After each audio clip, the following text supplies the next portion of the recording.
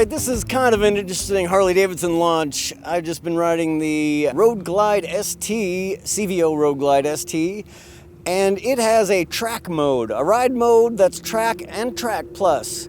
I didn't think I'd see the day when Harley-Davidson would release a bike with a track mode.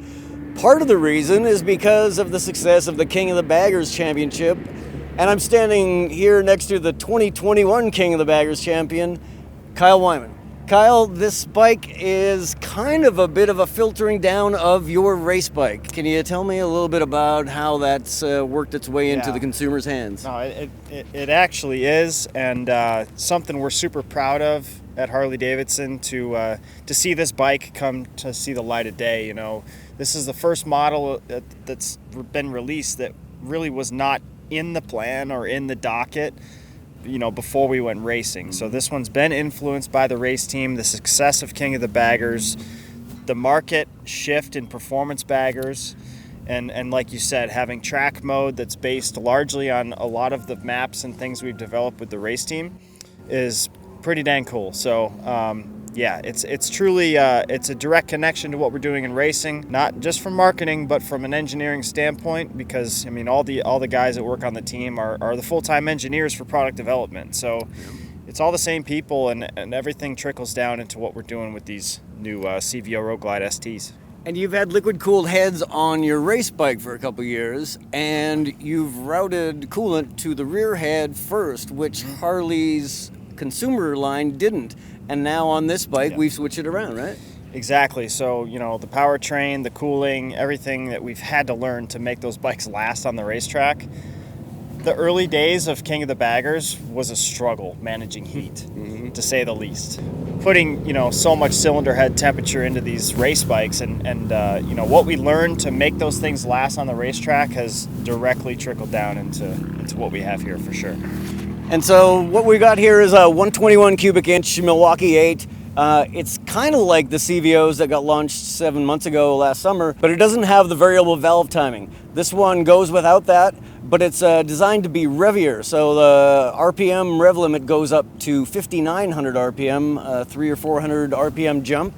So we got more power, 127 horsepower, 145 pound-feet of torque. And also for the ST, we've got new wave rotors with the Brembo calipers. So yeah, we got stellar brakes up front. At the rear end, we've got remote reservoir shocks from Harley's catalog, fully adjustable suspension front and rear. And we've been ripping around on a race course today on these pseudo touring bikes, except they're kind of sport bikes in this configuration, right? You can rip on these things. Yeah, you really can. We've shrunk the floorboards. We've got 3 inches of travel in the back like the STs that came before.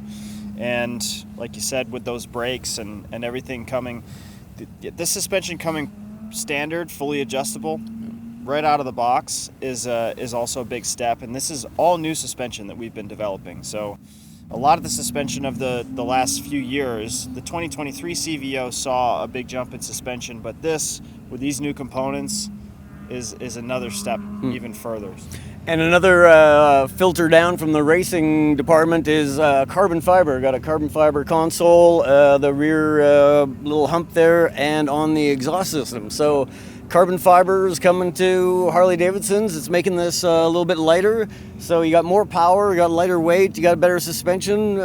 It's kind of a sport bike now. It's getting there. It's getting there for sure. And yeah, I'm loving it. It's such an honor to see that what we're doing and our activities on the racetrack is trickling down, and that we're now hosting press launches at racetracks, which is awesome. And yeah, this thing's it's kind of my baby. I'm very proud. Yeah? Very proud. It's very cool.